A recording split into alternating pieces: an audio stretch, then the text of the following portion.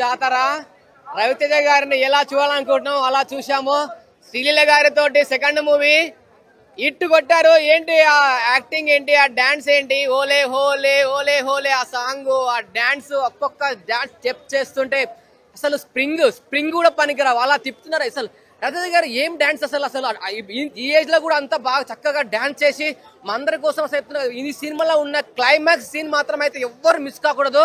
Climax లో ఉన్న fight, అసలు రాజేంద్ర ప్రసాద్ గారికి ఒక ఫైట్ సీన్ ఇచ్చారు ఆర్మీ అని చెప్పేసి. ఆ ఫైట్ లో ఒక ఓల్డ్ సాంగ్ పెట్టి ఆ ఫైట్ చేస్తుంటే అది కామెడీ ఫైట్ లాగా నేనైతే ఫుల్ గా నవ్వుకున్నాను ఆ ఫైట్ లో. కానీ రాజేంద్ర ప్రసాద్ చనిపోతుండు క్లైమాక్స్ లో. కానీ క్లైమాక్స్ అయిపోయిన తర్వాత జాతరలో ఉన్న ఫైట్ మాత్రం ఎవ్వరు మిస్ కాకూడదు. అసలు ఏమి సినిమా, ఏమి యాక్టింగ్, ఏమి బ్యాక్గ్రౌండ్స్, ఏమి మ్యూజిక్.